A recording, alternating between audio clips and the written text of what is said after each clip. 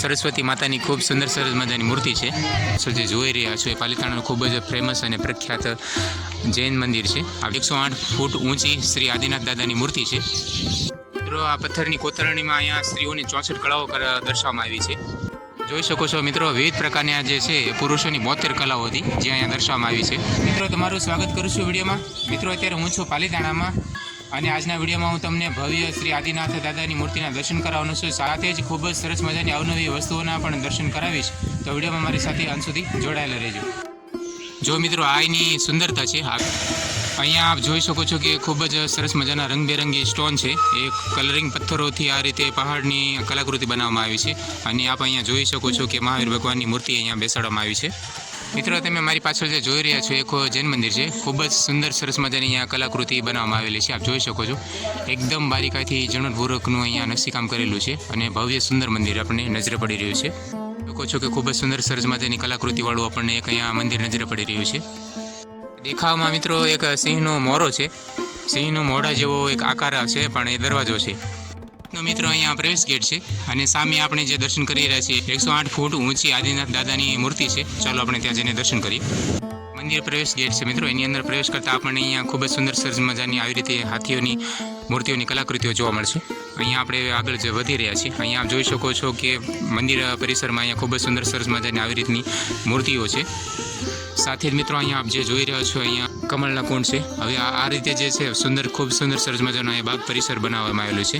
આ રીતે બંને સાઈડમાં મૂર્તિઓ છે, લોકોને બેસવા માટેના બાકડા છે, અહીંયા કમળ ખુલેલા છે. હવે આપણે જઈ રહ્યા છીએ, તમને દૂરથી દર્શન કરાવી રહ્યો છું. આપ જોઈ નિહાળી રહ્યા છો 108 ફૂટ ઊંચી ભવ્ય શ્રી આદિનાથ દાદાની મૂર્તિ છે. અહીંયા વિશાળ સાઇઝનો આપણને ઘંટ જોવા મળે છે. જલપરીના આકારમાં આપણને સ્વાગત કરતી મૂર્તિ નજરે પડે છે. સંપૂર્ણ મંદિર પરિસર છે મિત્રો, જે વિવિધ પ્રકારના પુષ્પો અને વિવિધ પ્રકારની મૂર્તિઓ બેસાડવામાં આવી છે. શત્રુંજય ગિરિરાજ છે અને ગિરિરાજની બિલકુલ બાજુમાં તળેટીની બાજુમાં જ 108 ફૂટ ઊંચી શ્રી આદિનાથ દાદાની મૂર્તિ છે. મિત્રો આ પથ્થરની કોતરણીમાં અહીંયા સ્ત્રીઓની 64 કળાઓ દર્શાવવામાં આવી છે. અને ઉપર આપ જોઈ રહ્યા છો એ શ્રી આદિનાથના 100 પુત્રો છે, એમની કલાકૃતિઓ છે અહીંયા. આ મૂર્તિની જમણી સાઈડમાં મિત્રો આપણને સ્ત્રીઓની 64 કળાઓ છે અને અહીંયા બાજુમાં જ આપણે ડાબી સાઈડમાં જોઈએ છીએ કે પુરુષોની 72 કલાઓ છે. પથ્થરમાં મૂર્તિ સ્વરૂપે આપણે અહીંયા કંડારેલી નજરે જોવા મળી રહી છે. જોઈ શકો છો મિત્રો, વિવિધ પ્રકારની આ જે છે પુરુષોની 72 કલાઓ હતી જે અહીંયા દર્શાવવામાં આવી છે. અત્યારે મિત્રો આપણે શ્રી આદિનાથ દાદાની ભવ્ય મૂર્તિની નીચે ઊભા છીએ અને મંદિરની આજુબાજુમાં મિત્રો આવી રીતનું કંઈક મંદિર પરિસર છે. આપ જોઈ શકો છો કે ખૂબ સુંદર સરસ મજાના વૃક્ષોથી આ જે મંદિર પરિસર છે એ ભવ્ય અને સુંદર લાગી રહ્યું છે.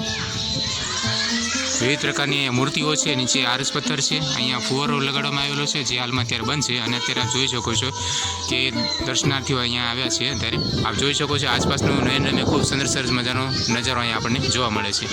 ચાલો હું તમને ગાર્ડન પરિસરમાં જે મૂર્તિઓ લાગેલી છે એમના દર્શન કરાવું. આ રીતે ગાર્ડન પરિસર છે મિત્રો. અત્યારે આપ જોઈ શકો છો કે આ દર્શનાર્થીઓ અત્યારે બેસી અને વિશ્રામ કરી રહ્યા છે. આ રીતે આસપાસમાં આપણે જોઈ શકો છો કે ખૂબ સુંદર મજાના અહીંયા ફૂલોના અને વિવિધ પ્રકારના વૃક્ષો આપણે જોવા મળશે. દૂરથી આપણે જોઈ શકીએ છીએ મિત્રો કે આદિનાથ દાદાની ભવ્ય મૂર્તિના આપણને આવી રીતે કંઈક દર્શન થાય છે.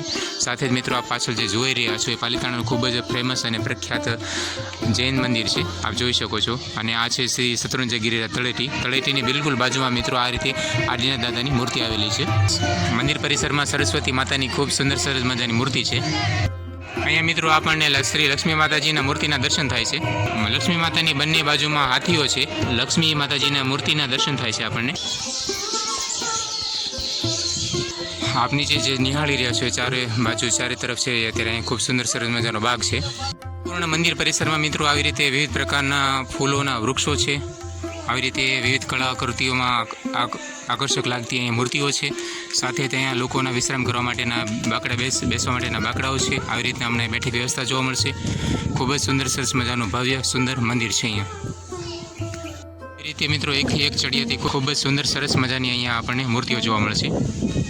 મિત્રો આપણે જે જોયું એ એન્ટ્રી ગેટ છે, પ્રવેશ દ્વાર. આ રીતે બંને સાઈડ અહીંયા બેસવાના બાકડા છે. વચ્ચે અહીંયા જે છે કમળના ફૂલો ખીલવામાં આવેલા છે, કમળના પુષ્પો છે અહીંયા. અને આ રીતે અહીંયા આપ જોઈ શકો છો મંદિરની આજુબાજુમાં આ રીતે ખૂબ સુંદર સરસ મજાના અહીંયા ખૂબ ભવ્ય અને ખૂબ સુંદર સરસ મજાના વૃક્ષોની વચ્ચે આ રીતે 8 ફૂટ ઊંચી શ્રી આદિનાથ દાદાની મૂર્તિ છે.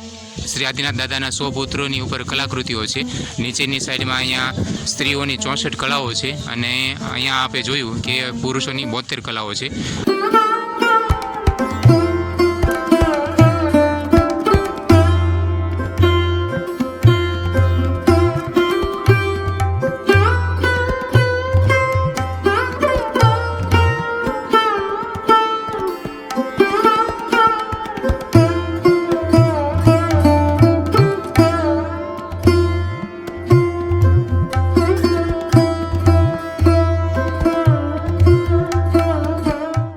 મિત્રો આ જૈન મંદિર છે. આની ભવ્યતા તમે જુઓ. આ દરવાજો છે, ખૂબ સુંદર સરસ મજાનો રંગબેરંગી દરવાજો છે અને અહીંયા આપ જોઈ રહ્યા છો મિત્રો, ખૂબ જ ઝીણવટપૂર્વકનું અહીંયા નકશીકામ કલાકૃતિ કરવામાં આવી છે.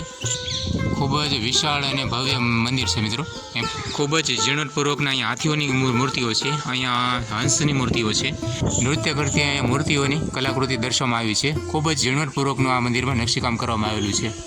દરવાજો છે મિત્રો, આપ જોઈ શકો છો કેટલો ભવ્ય અને સુંદર લાગી રહ્યો છે ને, અદ્ભુત. જુઓ આ મંદિરની ભવ્યતા તમે જુઓ. અહીંયા આપ મિત્રો આપ જે દર્શન કરી રહ્યા છો એ શ્રી મહાવીર ભગવાનની ધાતુમાં બનાવેલી મૂર્તિ છે. એટલે શ્રી મહાવીર ભગવાનની મૂર્તિના દર્શન થાય છે. મિત્રો તમને જૈન મંદિરની એક ખાસિયતની વાત કરું. જ્યાં પણ તમે દર્શન કરશો જૈન મંદિરના, એ તમને એકથી એક ચડિયાતા જોવા મળશે અને સાથે જ મિત્રો ત્યાંની જે સ્વચ્છતા અને સુઘડતા હોય છે એ તમને અદ્ભુત જોવા મળશે. મનને જોતા જ ગમી જાય એટલા ભવ્ય અને સુંદર જૈન મંદિરો હોય છે. એ જૈન મંદિરોની ખાસિયત છે જે બીજે તમને ક્યાંય જોવા નહીં મળે. જુઓ મિત્રો આ મંદિર છે ને ભવ્ય અને સુંદર, કેટલું સુંદર સરસ મજાનું લાગી રહ્યું છે. હવે મિત્રો તમે આ મંદિરના દર્શન કરો, છે ને અલગ અલગ. તો આવી રીતે અલગ અલગ પ્રકારના આપણને અહીંયા એકથી એક ચડિયાતા જૈન મંદિર જોવા મળશે. આપણને જૈન મંદિરોની ખાસિયત આ હોય છે. ખૂબ જ સુંદર સરસ મજાની કલાકૃતિમાં લાકડાનો રથ બનાવેલો છે. જુઓ મિત્રો અહીંયા આપણને શ્રી આદિનાથ મહાવીર ભગવાનની મૂર્તિના જે માથું છે એમના દર્શન થાય છે.